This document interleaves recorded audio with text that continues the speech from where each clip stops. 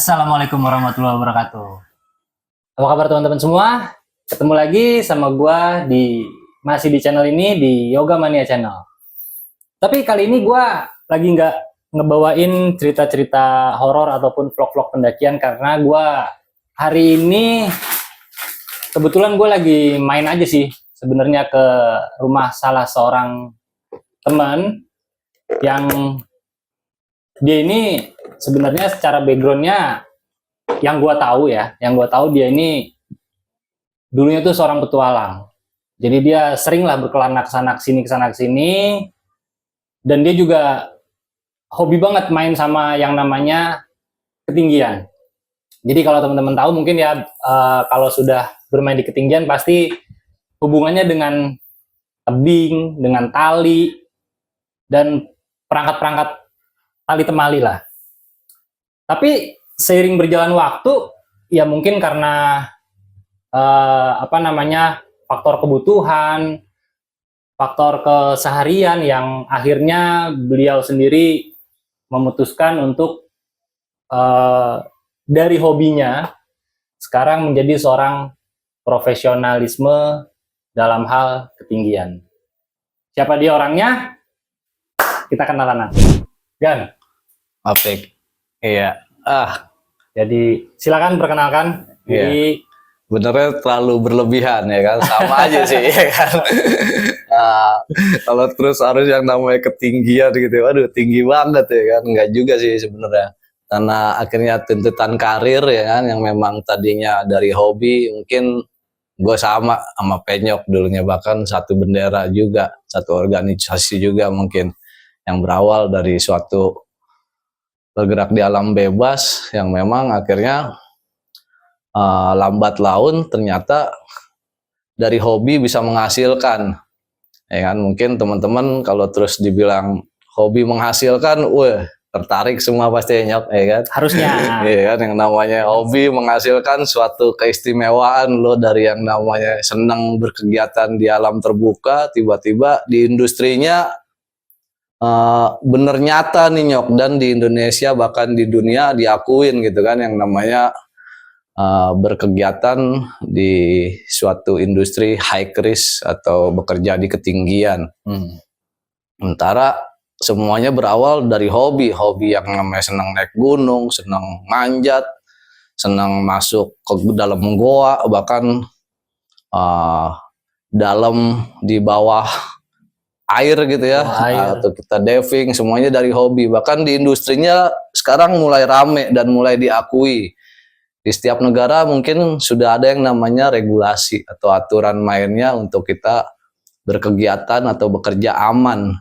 Jadi aman itu tetap nomor satu ya. Iya, jadi kalau zaman dulu mungkin secara adrenalin gitu ya, wah semua yang bahaya kalau terus kita bisa lewatin suatu kebanggaan. Tapi kalau di industri yang berbahaya itu tetap harus dilewati dengan aman Nyok. Ya, dengan selamat ya kan. Tetap semua harus ada safety-nya ya. Iya. Safety-nya harus diperhatiin. Nah, kalau dari perjalanan lu dari mulai mengenal dunia outdoor activity, kan ini awalnya berawal dari hobi ya. Betul. Dari hobi outdoor activity, dari mulai naik gunung, manjat tebing dan segala macam, mungkin masuk gua dan segala macam. Sekarang ini kan justru hal itu lu alihkan ya kan ya. Lu alihkan ke ke dunia yang sudah masuknya ranah profesionalisme gitu kan. Pastinya. Nah sekarang lu sendiri di pekerjaan lu sendiri saat ini itu apa sih yang lu jalanin selama ini sehingga modal dari hobi tadi kok bisa jadi sebuah profesionalisme gitu. Maksudnya mungkin teman-teman yang nonton video ini ada juga mungkin yang punya keinginan, wah kalau dari hobi bisa menghasilkan boleh juga tuh, tapi gimana caranya gitu kan. Itu kan yang harus dicari tahu. Mungkin kalau lu sudah menjalani itu artinya lu sudah tahu step-stepnya harus seperti apa, mungkin bisa berbagi. Ya, kembali lagi yang namanya akhirnya dari hobi, mungkin yang tadinya kita sekedar hobi bahkan malah menghabiskan uang ya, menghambur-hamburkan untuk yang namanya ekspedisi kita kemana-mana. Nah kembali lagi kalau di dalam dunia kerja kita menghasilkan uang yang akhirnya uang itu buat suatu kebutuhan hidup. Nah, kembali yang namanya profesionalisme. Profesionalisme itu semua dari yang namanya belajar dan tetap berlatih. Jadi seakan kita akan selalu terlatih jikalau harus yang namanya dibutuhkan sewaktu-waktu tadi. Nah, caranya bagaimana tadi? Kembali lagi tadi, yang namanya akhirnya pembelajaran itu nggak akan pernah habis. Nah, kembali yang namanya regulasi. Kalau dulu mungkin sekedar hobi, jam terbang, dan hanya pengakuan diri, bahkan hanya diakui yang namanya dalam organisasi atau cinta alam gitu kan. Aktualisasi diri ya. Ya, sementara sekarang ada faktonya ya kan, atau tertulisnya ya kan, yang memang dinyatakan bahwa orang ini kompeten untuk bekerja di dunia industri yang memang high risk atau beresiko tinggi. Kalau di industrinya namanya beresiko tinggi, Nyok, bukan artinya harus ketinggian. Oh gitu. Jadi kerja yang di bawah pun tetap ada risiko tingginya juga ya? Nah, ada. Jadi kalau terus akhirnya kembali industrinya apa nih? Sementara kita kan nggak perlu naik-naik tinggi, tapi dia memang beresiko tinggi gitu kan. Contohnya kalau terus lo jadi welder, Nyok, ya kan.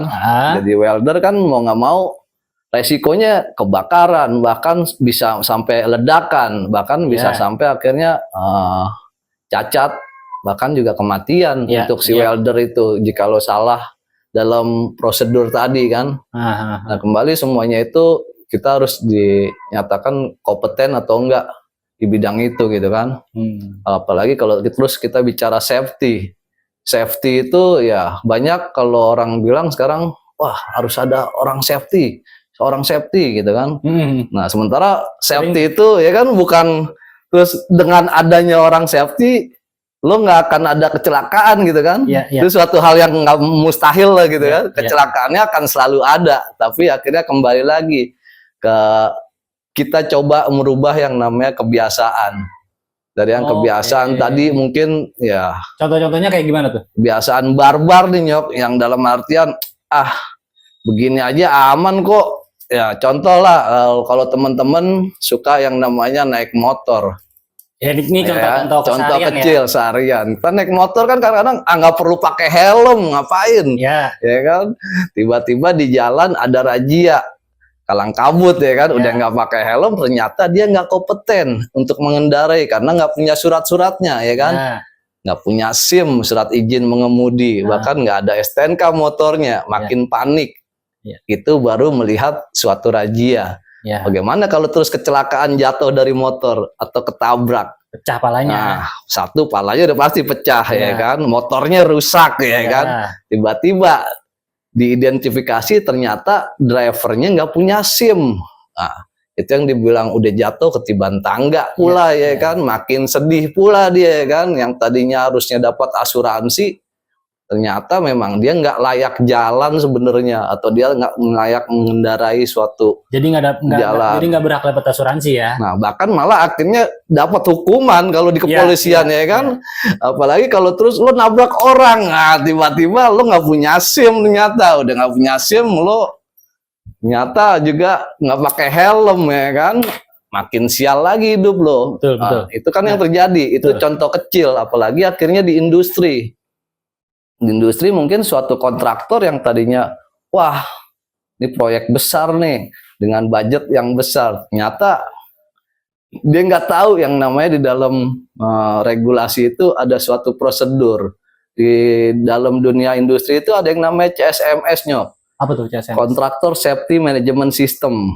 Jadi suatu kontraktor itu dia harus menjelaskan semua detailnya suatu aktivitasnya sampai dengan APD yang digunakan, alat pelindung dirinya atau PPE, personal protect equipment-nya. Jadi dari semua perlengkapan yang dia pakai itu memang sudah harus sesuai prosedur yang harus tertulis dan terlampir dalam suatu CSMS tadi, kontraktor sistem kontrak. Ya. Jadi artinya dalam profesionalisme kerja di dunia industri sendiri itu memang pekerja itu memang sudah harus tersertifikasi gitu kan?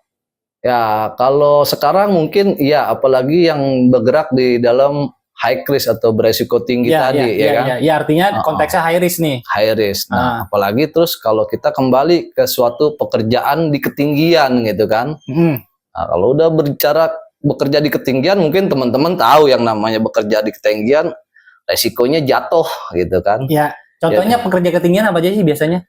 Nah, banyak Nyok. Jadi kalau di dalam suatu pekerjaan di ketinggian industrinya, kalau terus kita di dalam maintenance building, ada yang namanya cleaning building atau pembersihan gedung kaca-kaca. Mungkin teman-teman pernah lihat yang namanya orang ngegantung ya kan? Iya. Orang-orang ngegantung di gedung-gedung itu kan? Di gedung-gedung. Nah, itu kan suatu contoh yang memang high risk tanpa adanya lantai kerja. Jadi ya, cuma nggak ada pijakan, nggak ada pijakan, dia hanya bertumpu yang namanya metali Nyok, ya kan. Jadi kalau terus dibilang musrik lah lo ya kan, lo percaya metali doang yang lo pasang ya kan, sama suatu instalasi yang lo buat ya kan. Kalau terus akhirnya dia nggak kompeten kan, ya ada kemungkinan talinya putus, ada kemungkinan angkornya jebol ya kan.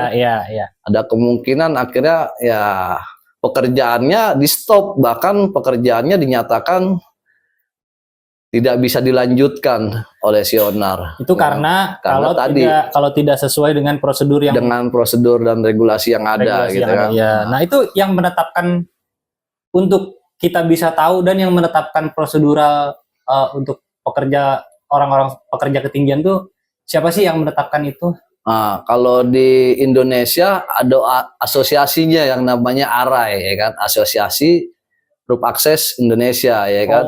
Ada asosiasinya sendiri. Ada asosiasinya, dan sementara legalitasnya pun yang mengeluarkan Kemenaker. Jadi untuk pekerja-pekerja ketinggian khususnya tadi akses tali, bukan cuma dia punya nyali besar dan pemberani, melainkan juga dia harus di training, harus dinyatakan bahwa memang benar-benar orang ini kompeten untuk bekerja di bidang ketinggian. Jadi memang sudah ada regulasi khususnya untuk pekerja beresiko tinggi dan pekerja ketinggian. Itu betul. Ada sertifikasi khususnya. Ada. Dan itu harus si pekerja tersebut harus memenuhi standar itu dulu. Harus memenuhi standar. Sementara kembali ke namanya regulasi gitu ya, mungkin di setiap negara mempunyai aturan yang berbeda-beda gitu ya. Nah, kita berbicara akhirnya di negara kita, di Indonesia gitu kan. Di Indonesia suatu bekerja di ketinggian itu ya diatur di dalam Permenaker 9 2016. Jadi kalau terus sebelum itu di awalnya itu di sekitar 2006-2007 baru mulai yang namanya terbit suatu regulasi bekerja di ketinggian. Lantaran tadi banyaknya korban-korban jatuh, bahkan sampai sekarang Nyok, yang namanya korban jatuh nggak ada habisnya. Itu sering kejadian ya? Sering. Bahkan ya mungkin yang nggak terdeteksi oleh pengawas ya kan, oleh suatu pengawas Kemenaker di lingkungannya mungkin ya tidak tercatat, tapi akhirnya banyak juga nih yang secara terang-terangan orang itu jatuh, tapi akhirnya cuma bisa dibilang ini musibah dan ini suatu kecelakaan. Nah, kalau kembali ke yang namanya K3 atau safety prosedur, nggak bisa yang dinamakan itu musibah atau kecelakaan. Semuanya bisa dicegah, semuanya bisa diantisipasi. Karena semuanya sudah ada SOP sendiri gitu kan. Ada SOP sendiri. Jadi kalau terus di dalam dunia safety atau dunia K3-nya, tadi berbicara yang namanya bekerja di ketinggian mungkin suatu skill atau spesialis. Tapi kembali lagi di dalam spesialis itu ada yang namanya umum atau general ya kan. Nah, kalau terus kembali ke kata K3-nya. K3-nya atau apa sih K3 ya kan? K3 binatang apa atau makhluk apa sih? Nggak ngerti juga tuh gue.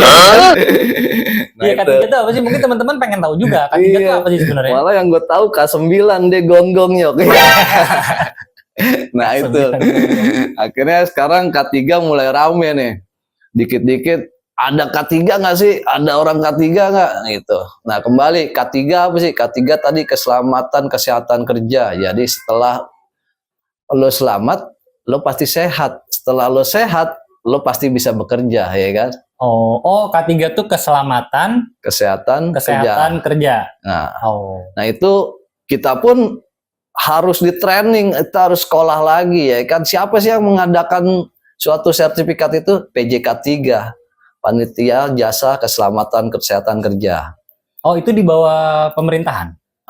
Itu bekerja swasta? sama dengan suatu Kemenaker. Dia tetap Dari di bawah Kemenaker ya? dia swasta atau bekerja sama atau mitranya suatu kementerian. Oh, mitranya Kemenaker. Kemenaker. Oh, oke. Jadi artinya kalau boleh gue simpulin sedikit dari penjelasan lo tadi bahwa siapapun yang bekerja dengan resiko tinggi ataupun di pekerja ketinggian sekalipun itu harus tersertifikasi dengan K3 itu.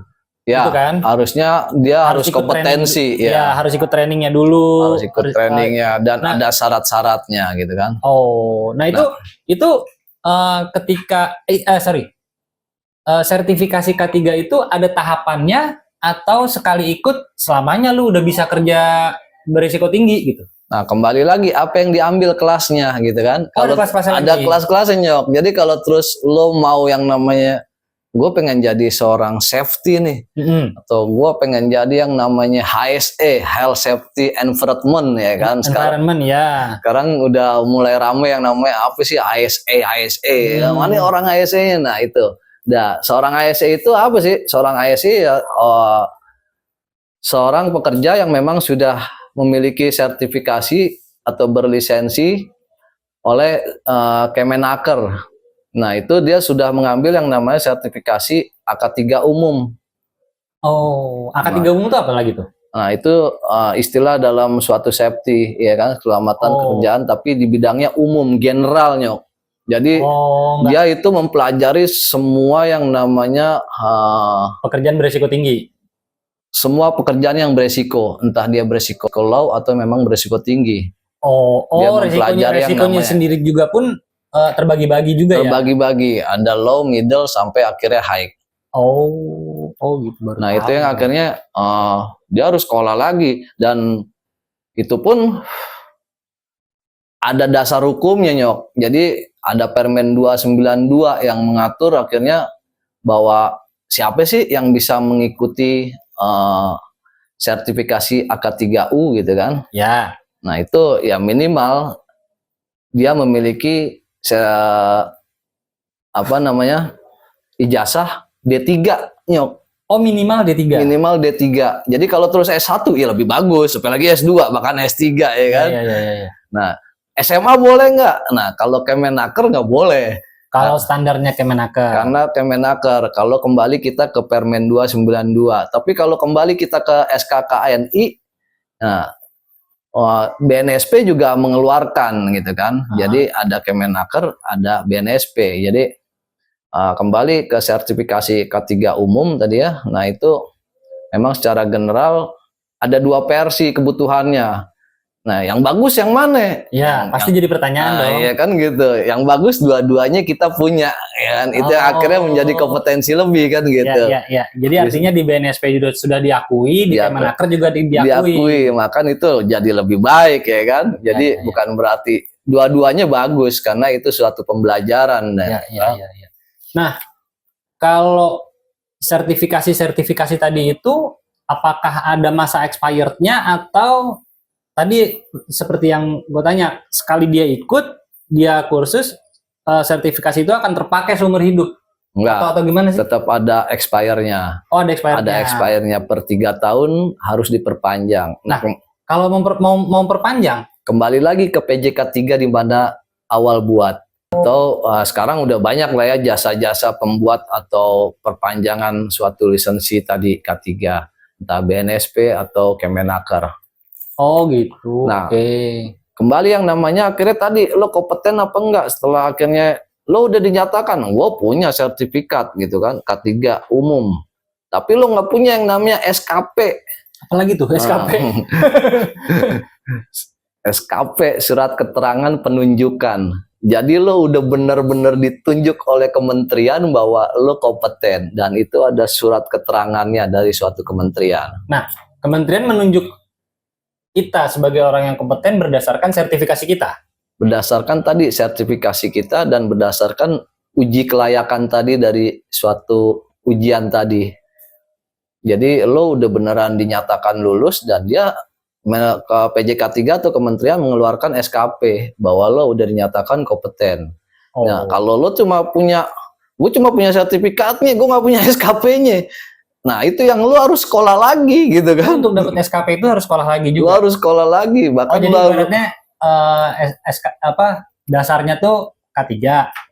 Terus pemantapan atau penjurusannya itu di SKP-nya itu. Di SKP. Jadi kadang orang cuma punya sertifikasi tapi dia nggak punya SKP sama lisensinya. Jadi kalau terus tadi berbicara expire apa enggak, yang expire-nya itu SKP dan lisensinya. Sertifikatnya mah seumur hidup. Oh gitu. Oke. Untuk kementerian nih, tapi lisensi dan SKP itu yang akhirnya lo harus perpanjang. Berarti kayak SIM aja lah ya. Untuk perpanjangan itu akhirnya kembali ke experience lo di lapangan tadi. Setelah lo memiliki sertifikat dan SKP juga lisensi, lo udah bekerja atau belum? Nah, setelah lo 3 tahun itu lo membuat yang namanya report ya, rangkuman laporan kerja lo yang memang itu lo harus buat untuk pengajuan perpanjangan tadi SKP-nya. Nah, perpanjangannya itu ada ininya lagi nggak? Apa namanya? Bayar lagi? Yang pasti atau ikut ujian lagi mungkin? Yang pasti ada biayanya. Ada biayanya dan ada ujiannya tadi. Dengan report-report lo dinyatakan bener nggak di sini? Gitu kan. Lo bekerja di PT ini, kan gitu. Nah, itu ada surat keterangannya lagi ya kan. Nah, berarti artinya setelah kita lulus K3, kita sekolah SKP, setelah itu kita bekerja di pekerjaan yang high risk, yang berisiko tinggi, ya apapun itu, baik di ketinggian maupun di rendah, semua pekerjaan kita tuh harus direcord ya. Direcord, dibuat lagi evaluasinya. Nah, itu kembali tadi, kalau terus cuma K3 umum, ya lo hanya sekedar monitoring atau standby, memperhatikan yang namanya potensi apa yang akan terjadi di lapangan. Jika lo terus ada yang namanya bahaya-bahaya yang terjadi, nah itu tertuang di dalam suatu dokumen, ada yang namanya JSA, Job Safety Analysa. Nah itu jadi si pekerja itu mungkin nggak pernah yang namanya memikirkan, gue taunya gue kerja. Ya biasanya kan gitu. Kan? Pulang gue bawa duit kan. Tapi seorang ASE itu dia udah memikirkan dari rule-nya apa, lo mau ngapain, sampai dari lo datang sampai lo pulang lagi ke rumah. Itu ada penilaiannya sendiri. Itu ada ya, tertuang di dalam JSA tadi, Job Safety Analysa. Nah, jadi ibaratnya rangkuman lu lah ya. Bukan rangkuman sih, itu suatu dokumen, Nyok. Dokumen dinyatakan lu layak bekerja atau tidak. Yang buat itu seorang AK3U. Job Safety Analysa, sampai lo membuat yang namanya metode kerja, lo membuat yang namanya permit to work atau izin kerja, ya kan? Nah itu semua orang K3 itu, K3 umum. Nah kalau terus lo berbicara, gua bekerja di ketinggian gimana? Nah kembali namanya bekerja di ketinggian, akhirnya spesialis kan bicaranya. Gimana kalau gua bekerja panas, hot work ya kan? Gua ngelas, gua gerinda, gua cutting steel ya kan? Nggak apalah itu. Nah itu yang akhirnya gue juga akhirnya setelah gue punya K3 umum, gue pengen belajar yang namanya spesialis dong ya kan. Spesialis lo di mana sih kan sebenarnya gitu. Tapi kalau gue akhirnya kembali yang gue ambil karena memang hobi gue high risk di ketinggian, ya gue akhirnya kembali yang namanya gue harus memiliki sertifikat ketinggian. Nah sertifikat ketinggian pun dibagi lagi, Nyok. Cabang-cabangnya lagi? Iya, ada yang namanya TKPK, ada yang namanya TKBT. Apa lagi tuh? Nah, TKPK tenaga kerja pada ketinggian. Nah, itu ada grade-nya. Level 1, level 2, level 3. Kompleks juga ya. Iya. Jadi, banyak bener udah tuh kertas ya kan. Kalau terus dibilang modal, banyak juga modalnya. Tapi kembali yang namanya kebutuhan tadi. Nah, setelah kita memiliki pembelajaran, ya kita pun pastinya akan dinyatakan kompeten dan pastinya ada harganya kan gitu. Ya artinya ya kalau dibilang banyak juga sertifikasi yang harus diambil, artinya kan ya di situ ada cost yang harus dikeluarkan. Ada artinya, cost yang harus dikeluarkan. Kalau memang teman-teman niat sudah nyemplung di dunia itu, ya pasti kan nggak cuma sekedar kursus atau nggak cuma sekedar sekolah gitu kan. Iya. Setelah dia lulus dari sekolahnya, sudah punya lisensi, sudah tersertifikasi, berarti kan harus begitu bekerja, dari hasil pekerjaannya juga kan harus disisihkan sebagian untuk ngambil spesifikasi yang lebih atasnya lagi, Iya. lebih atasnya lagi, Betul, gitu kan maksudnya betul. kan. Iya, Jadi artinya selalu mengupgrade diri terus gitu kan. Iya, karena pembelajaran itu nggak akan pernah habis dan Iya. regulasi itu akan selalu berkembang gitu kan. Nah itu kembali lagi tadi TKPK, TKBT. Nah apa sih TKBT Nah, gitu? ya, TKBT itu apa tuh? Nah itu kalau sebelum terbit yang namanya Permenaker 9 2016 dulu ada Kepdirjen nomor 45 dan sekarang sudah dihapus karena memang akhirnya tingkatannya dulu di bawah TKPK 1 ada yang namanya pekerja buruh ketinggian yang cuma modalnya bisa naik di bambu, nyok di perangkat-perangkat bambu ya kan. Terus entah dia pakai apaan landasannya ya kan. Nah itu dibilang dulu di Kepdirjen buruh bekerja ketinggian. Nah, dengan banyak yang namanya tadi kecelakaan kerja, korban jatuh, akhirnya pemerintah pun mengeluarkan regulasi baru yang akhirnya lebih spesifik. Ya di dalam Permenaker 9 2016 ada yang namanya akhirnya TKBT, tenaga kerja bangunan tingginya. Oh, Nah, adalah gitu. Tenaga Berarti kerja. artinya dengan kata lain sebenarnya pekerja-pekerja pemborong-pemborong itu juga harusnya tersertifikasi. Mau nggak mau sih pemborong itu atau si kontraktor itu Iya, harus iya. memiliki seorang pekerja yang memang tersertifikasi. Seorang pekerjanya yang tersertifikasi sehingga dia bisa mengarahkan para pekerjanya untuk bekerja sesuai safety prosedur gitu maksudnya. Betul. Jadi bukan cuma Bukan si pekerjanya. pekerjanya sekarang kan melainkan kontraktornya pun sekarang harus memiliki sertifikasi SMK 3 Sistem Manajemen Keselamatan Kerja. Oh. Nah itu dikeluarkan lagi sertifikatnya bahwa misalnya si kontraktor A nih, wah gue pengalaman nyok bekerja di ketinggian, bekerja yang Bikin namanya gedung, bikin bikin konstruksi, ini, bikin ya, apa ya kan. Tapi akhirnya dia nggak memiliki kompetensi tadi, cuma dengan pengalaman kata si Anu, kata si ini ya kan. Kata si A, kata si B. Iya kan. Tapi akhirnya ada perusahaan baru, kontraktor baru yang memang secara nggak langsung mungkin dia baru 1-2 kali masuk proyek, tapi akhirnya setelah di tender kan pasti tender nyok yang namanya proyek kan. Setelah di tender ternyata si perusahaan yang baru tadi sudah memiliki sertifikasi SMK 3 nyok. Nah mau nggak mau si owner atau si pembeli kerja itu akan memilih yang memiliki sertifikat dong dibanding lo dengan pengalaman lo yang sejuta pengalaman ya kan. Nah itu yang akan terjadi di lapangannya. Mau nggak mau pun lo yang cuma modal pengalaman pasti akan tergerus. Akan tergengser dengan sendirinya. Jadi karena dia tidak terlisensi gitu kan. Tidak terlisensi. Jadi bukan cuma tadi orangnya melainkan si perusahaannya pun harus jelas ya kan. Jadi ya kalau kita jelas semuanya itu salah satu apa ya? Antisipasi sih sebenarnya untuk yang namanya tadi kecelakaan. Nah, kalau tadi kan yang kita bahas kan masalah teknis dan segala macamnya ya. Benar. Nah, sekarang yang pengen gue tahu juga mungkin teman-teman juga pengen tahu nih, apalagi teman-teman yang masih berkecimpung di sportnya dulu nih. Iya. Kan banyak juga nih yang teman-teman yang baru main di sport mungkin juga terpikir buat wah kalau dari hobi ini bisa menghasilkan mungkin oke juga gitu kan. Nah, peralatan yang digunain untuk sport dan untuk industri ini sebenarnya beda atau sama sih? Beda nyok. Beda. Ya itu tadi sport mungkin single rope teknik tadi dari segi instalasi. Tapi kembali lagi yang namanya industri ya harus double rope teknik. Jenis alatnya mungkin sama. Oke. Cuma akhirnya instalasinya yang berbeda, bahkan spesifikasinya pun yang berbeda. Apalagi kalau terus lo bicara tadi kita mau bekerja di ketinggian akses tali gitu ya. Akses tali yang tadinya mungkin di sport cuma pakai seat harness ya. Harness cuma modal kayak celana gitu doang tuh ya kayak kan, kita pakai celana. Sekarang harus full body harness. Sampai sini ya semua ya. Full body harness. Nah kembali lagi full body harness yang kayak apa sih speknya yang harus boleh dipakai atau digunakan gitu ya. Di industri.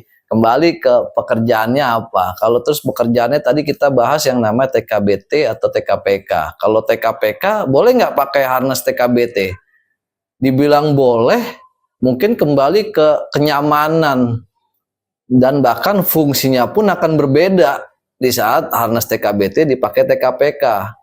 Tapi kalau terus harness TKPK boleh nggak sih dipakai di dunia TKBT? Sebaliknya Sangat aman dan sangat melebihi fungsinya gitu kan. jadi memang lebih secara spek lebih tinggi TKPK ya. TKPK. Jadi pembelajarannya pun TKBT belum tentu mempelajari yang namanya teknik TKPK. Ya ibaratnya TKPK udah di atasnya TKBT lah. Nah, sementara gitu kan. pembelajaran TKPK pasti mempelajari yang namanya teknik TKBT. Kan gitu. Tadi apa tadi TKPK? TKPK tenaga kerja pada ketinggian. TKBT? Tenaga kerja pada bangunan tinggi. Jadi perbedaannya cuma ada lantai kerja dan tidak ada lantai kerja gitu kan. Artinya ya kakinya gantung lah ya. Gantung kalau TKPK. Kalau TKBT, nah kembali ada lantai kerja tetap, ada lantai kerja temporary yang memang dibuat nih, entah dia pakai scaffolding, dia pakai gendola, itu kan lantai kerja. Ya. Nah itu yang akhirnya kembali tadi kebutuhan harnessnya pun akan berbeda, bahkan pembelajarannya pun akan berbeda. Nah kalau terus kembali harness TKPK yang kayak gimana sih Nyok? Nah mungkin teman-teman nih lihat ya nih peralatan yang digunain untuk industri di TKPK. TKPK yang idealnya pun akan seperti ini nih.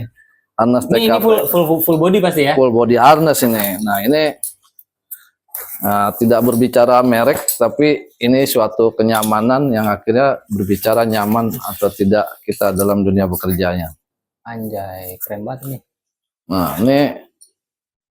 ini kan udah jelas banget nih, ini full body harness dan pastinya dia memiliki beberapa daring ya. Minimal ada 5 daring. Ini kaki ya. Ini kaki. Ini pinggang. Ini pinggang. Nah ini ada. Jadi bagian-bagiannya ini ada face-nya untuk punggung, pundak, penahannya. Nah ini ada daringnya, chest-nya. Di sini ya. Iya di dada. Nah ini ada daring utama. Nah ini pinggang depan. Ya. Nah ini ada walk position. Kanan kiri dan ini ada dorsal atau daring punggungnya. Nah ini yang membedakan akhirnya penggunaannya, dan dia juga dilengkapi yang namanya chest ascender Nyok, alat pencegah jatuh. Itu buat tali masuk sini ya? Iya tali masuk sini dan dia akan bisa digunakan untuk naik ascender naik. Ini yang terbaru modelnya. Nah ada nggak sih yang model lain? Ada banyak gitu kan. Nah kembali akhirnya kita mau pilihannya yang mana. Ya, sementara yang saya pakai yang seperti ini. Ya memang satu dia sudah teruji dan layak digunakan untuk TKPK, bahkan TKBT pun suatu hal yang mewah kalau terus pakai yang kayak ginian dan sudah cukup nyaman. Nah pelengkapan aksesorisnya ada lagi bermacam-macam Nyok. Alatnya ada ascender, ada descender. Bahkan ada yang namanya lengkap coy. Nah ini ada webbing strap untuk pemasangan angkor, dan ini ada foot loop untuk suatu pijakan. Pijakan kaki ya? Pijakan kaki. Ya mungkin masih banyak lagi ya alat-alatnya, dan ini enggak semuanya gua keluarin memang karena memang banyak banget ya kan. Ada ascender, descender ya kan. Ada mobile Alester, nah itu semuanya dalam suatu perangkat terkoneksi dalam suatu full body harness. Nah, jadi apa aja sih yang harus terlengkapi di sini? Di sini ada ascender, descender, ada mobile arrester, ada walk position ya kan. Itu fungsinya untuk ini apa namanya? Ini ascender buat apa sih? Ascender untuk naik pastinya, descender untuk turun. Itu alatnya beda. Beda lagi. Mobile arrester mungkin untuk pencegah jatuh atau antisipasi, karena dalam dunia akses tadi ada tali kerja sama tali pengaman. Nah, pasti dua tuh ya. Dua. Jadi kalau di saat tali kerjanya putus, nah itu kita tercantol di dalam mobile arrester. Nah itu mungkin lebih spesifiknya nanti lo buat lagi Nyok podcastnya. Karena kalau terus di praktek ya, semua diterjunin dalam suatu ini bisa 2 hari 2 malam mungkin kita ngobrol ya kan. dan banyak mungkin banget ya kan. next kita bisa praktek lah ya untuk Nextnya praktek penggunaan alat-alatnya. Nextnya bisa. Sementara kita lebih ke pengenalan dulu tadi. Apa sih alat yang memang digunakan? Sementara kalau untuk itu kan tadi alat-alat yang terpasang di badan. Iya. Nah kalau kita lihat teman-teman yang bekerja di ketinggian itu kan ada pakai gondola, ada yang pakai tali tuh, pakai tali doang tuh ya, Iya. yang Safety line. ya safety line yang roof access tinggi-tinggi itulah Iya. yang dia bersih-bersih atau yang nggak terlalu bersih-bersih sih ya, Iya. atau mungkin tower lah apalah Iya, gitu benar. kan. Nah itu tali yang dipakai itu sama nggak dengan tali sport? Pembedanya cuma jenis dari si jenis tali, Nyok. Jadi kalau terus talinya kayak apa sih? Nah, cuma perbedaan kalau kembali kita pembelajaran tadi yang namanya tali, ada tali statis, ada tali dinamis, Ya. bahkan ada semi statis, Semi-statis, ya ya. kan? Nah itu boleh nggak sih dinamis dipakai untuk tadi ngegantung? Iya. Nah, kalau terus dibilang boleh apa enggak, sebenarnya boleh-boleh aja. Tapi akhirnya kembali fungsinya akan bermain atau enggak. Nah, kalau dinamis kan pasti akan lebih lentur, Nyok. Iya, iya. Daya lenturnya lebih panjang. Nah, pasti, dinamis gitu. Kita akan lebih susah sendiri, kita akan lebih capek sendiri. Nah, yang biasa digunakan akhirnya semi statis atau statis.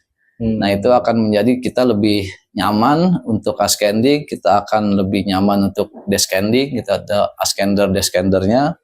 Nah, jadi pembedanya cuma ya tadi, mungkin kalau terus kita lihat fisiknya, waduh, ini lumayan nih, banyak banget nih tali. Cuma kalau dibilang dagang, nggak dagang juga ya kan. Nah, ini yang membedakan tali layak atau tidak tadi. Mungkin sekarang banyak Nyok tali-tali yang memang ya maaf keluarannya agak sedikit ngaco. Sekilas kalau terus dilihat mirip gitu ya. Oh, sama yang itu ya? Jadi ya. Nah, nih teman-teman. Ini tali juga sama. Tali. Akhirnya pembedaannya fungsinya buat apa?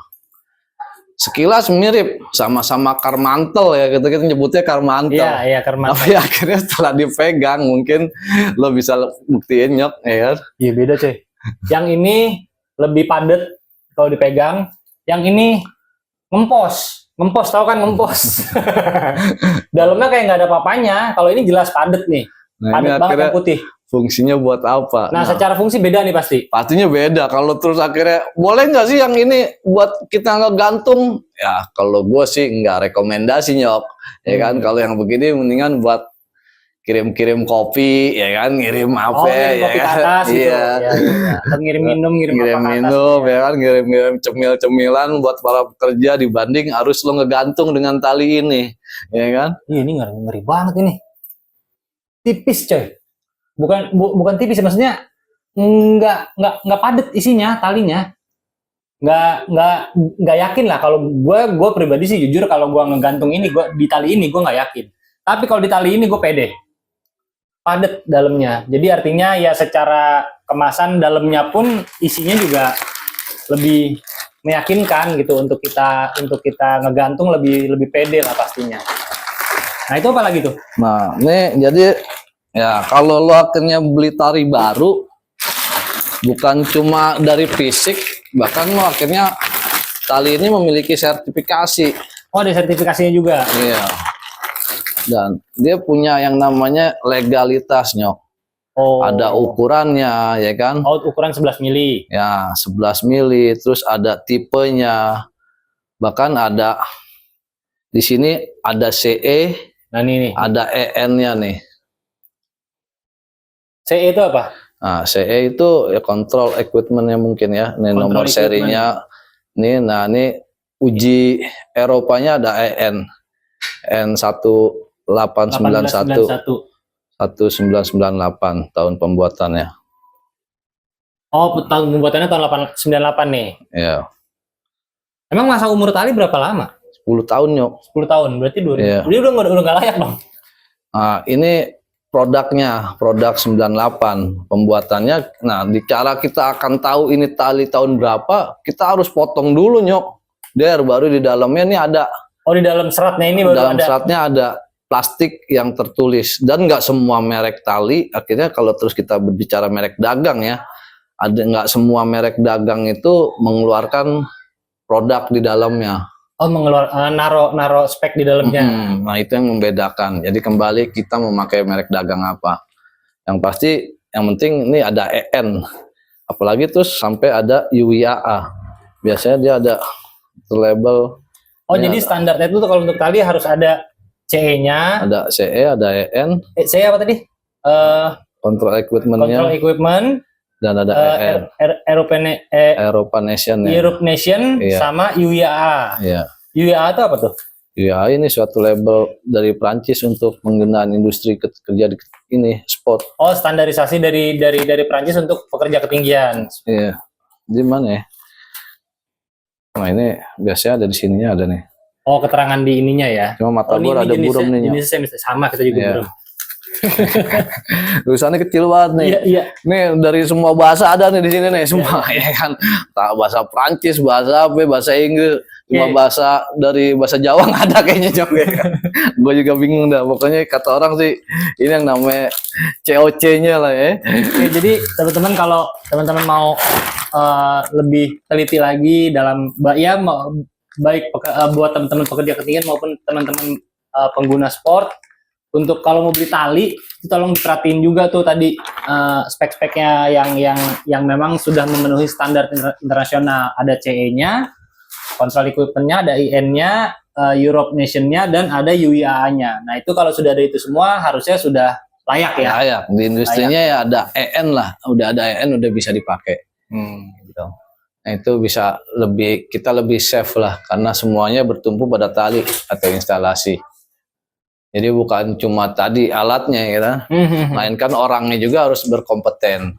Dari teknik-tekniknya pun banyak nyok. Jadi lo bukan cuma belajar ascending, descending, bahkan lo bisa belajar rope to rope, height climbing horizontal ya kan, atau height climbing vertikal, sampai yang akhirnya lo belajar merescue. Oh, pada endingnya semua itu lo harus bisa melakukan rescue di ketinggian. Ketika ada temen lu atau siapapun dia yang membutuhkan pertolongan di ketinggian gitu kan. Bahkan diri lo sendiri lo harus bisa merescue diri lo sendiri. Sebelum bisa merescue orang lain harus bisa merescue diri sendiri dong. Iya, pastinya seperti itu nyok. Nah itu yang akhirnya banyak teknik-teknik. Mungkin di podcast berikutnya kita bisa lebih edukasi lagi ya kan. Mantap. Ya kan. Mungkin sekarang hanya pengantar ya kan. Ngapain aja karena kalau berbicara dengan industri ketinggian ini ataupun pekerjaan berisiko tinggi ini, kayaknya nggak cukup waktunya kalau cuma sejam ya. Nggak cukup. Banyak banget pasti itu ya. Minimal teman-teman tahu dulu dah regulasinya ya. Ya. Karena itu salah satu. Kenapa sih lo harus punya yang namanya SIM? Kan udah pasti ada undang-undang lalu lintas ya. Sementara kemarin gimana sih Undang-Undang K3 dasar hukumnya? Nah itu yang namanya Undang-Undang Nomor 1 Tahun 70. Nah kembali lagi untuk bekerja di ketinggian ada Junto Permen 9 2016. Nah itu ada banyak yang namanya regulasi peraturan di Indonesia ya kan. Banyak betul dari negara kita yang namanya peraturan ya kan. Ternyata aturan-aturan untuk bekerja di ketinggian ataupun pekerjaan yang mempunyai risiko tinggi, itu aturan ternyata banyak yang harus difahami oleh teman-teman yang khususnya mau terjun di dunia tersebut gitu. Jadi balik lagi untuk kali ini mungkin pengenalan-pengenalan mengenai ketinggian dan pengenalan-pengenalan peralatan yang biasa digunakan mungkin tadi sudah dijabarkan sedikit, mungkin masih sebagian kecil lah itulah peralatan yang dijabarin, yang disampaikan oleh temen gue sendiri, yang kebetulan dia adalah praktisi untuk profesionalisme pekerja ketinggian ataupun pekerjaan yang mengandung resiko tinggi. Jadi kembali lagi ke awal, bahwasanya bermain di ketinggian itu adalah hobi, tapi bekerja di ketinggian itu adalah pilihan. Oke kan? Thank you. Siap. Untuk informasinya, semoga berguna buat teman-teman semua, buat kita, terutama teman-teman yang mau memang niat untuk terjun bekerja di dunia ketinggian, masuk ke dunia profesionalisme pekerja ketinggian. Coba lakukan hal-hal yang mungkin tadi dipahami juga, hal-hal yang mungkin tadi udah disampaikan oleh teman gue ini.